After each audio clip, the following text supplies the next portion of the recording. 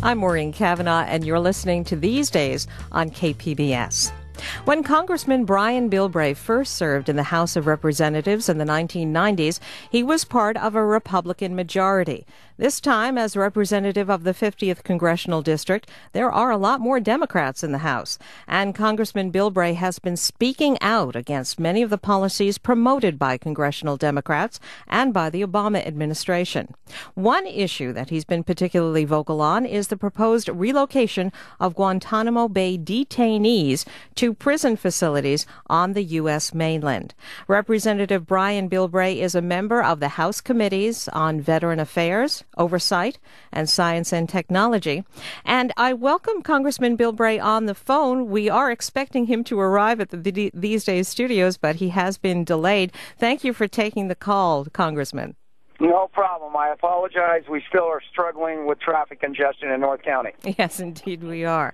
Well, I want to tell our audience that if you have a question or comment for Congressman Brian Bilbray, we invite you to join the conversation. Here's how you can do it. Call 1-888-895-5727, 1-888-895-KPBS.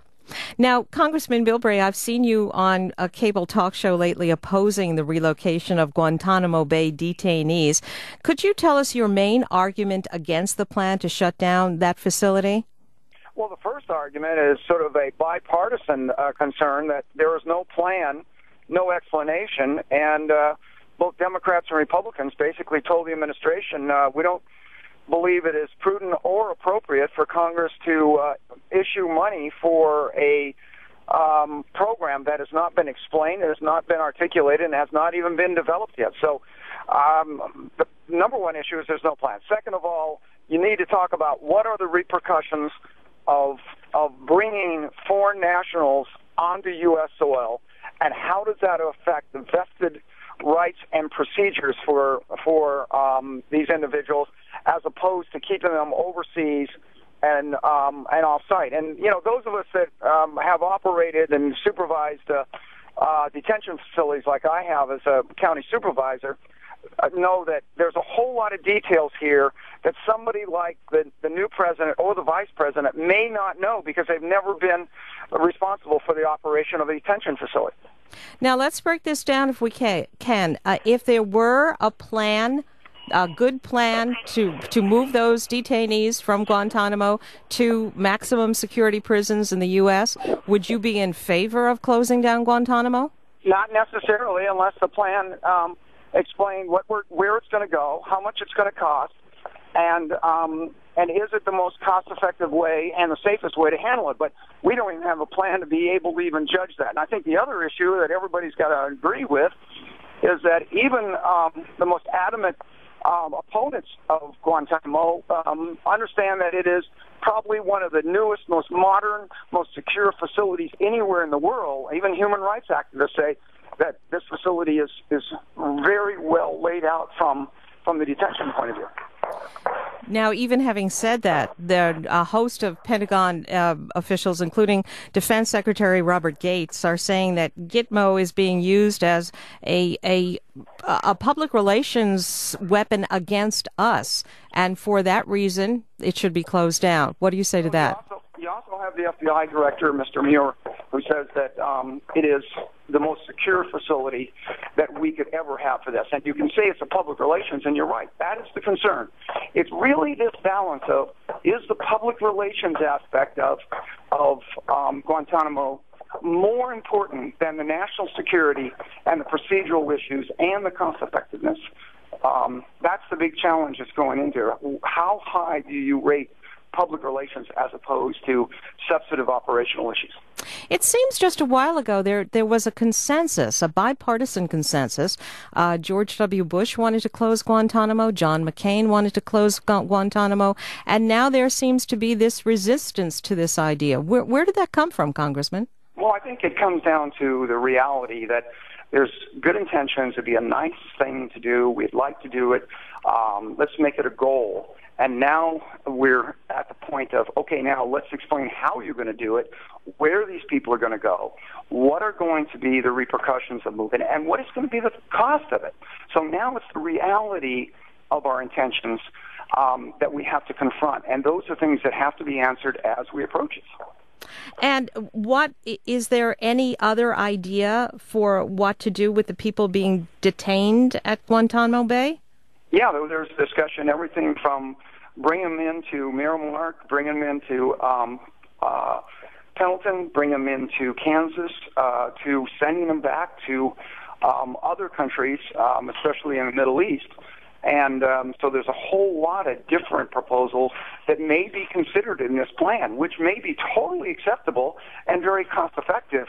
But that has to be; those are questions that need to be answered before you say go for it. Before you start allocating money for a project that you don't even have a blueprint for.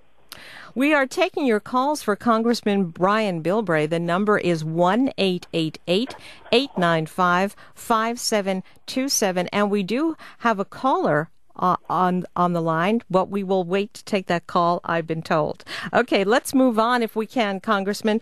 Border violence, what do you see as the main causes of the recent increase along the U.S. Mexico border? And I just have to tell you, Brian Bilbray has now entered these days studio. Seamless transitions. It's lovely to see you, Congressman. Thank you so much. And thank you for taking the time. I know it was difficult for you to answer those questions while running in here on the phone. So is there anything that you'd like to say about the whole Guantanamo Bay detainee situation that you weren't able to think about while you were running down the hall? Well, look, the fact is that this is all part of a learning process the new administration is going through.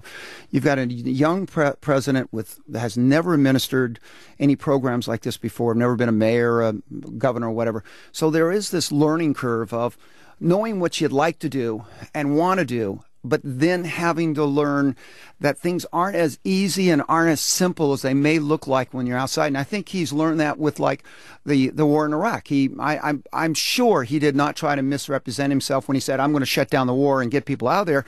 Now that he's president, he realized that things are a lot more complicated. And I think anybody would say that. Anybody who's been a parent would say, when I have kids, I'll do this, this, and this. And then as soon as the children come along, a reality shock hits in. I think that the president is now going through that process. And this is part of the change. This is part about having a young man moving into a new job. And we're just going to need to work this. But we also need to expect that procedure and proper management needs to be done. And that's why you have Congress. That's why the president is not a dictator. He has to work with Congress. And both Democrats and Republicans said, stop, show us how you're going to do it, explain it. And then when you do that, we'll consider sending you money. Well, I guess, just to reiterate, I think that what's confusing to a lot of people is that this seemed to be a settled issue, that it was probably a bad idea for the United States to maintain detainees in Guantanamo Bay because of the history of the place, because of what it means around the world, and to shut that place down and move those people into secure facilities in the United States seemed to be something that most people agreed on. And now there seems to be this fractious debate over it. Well, because you had the public relations problem, and everybody was seeing it from the public relations problem. Now that we're down to the implementation side of it, now we get the details of what it takes to do it. And now the negatives of moving, or the challenges of trying to execute that good intention, always runs into it. You run into reality when you get into this. We don't know, the Miranda rights were not read to anybody. Does that give them a vested interest? I think we're going to learn by prosecuting a few of these guys and see what kind of details before we bring hundreds of them onto U.S. soil. There may be options. We've only got 2 other countries that said they'll take 1 person. These are things that we hadn't talked about before. So this is all part of the process. This is why the Republican is designed the way it is.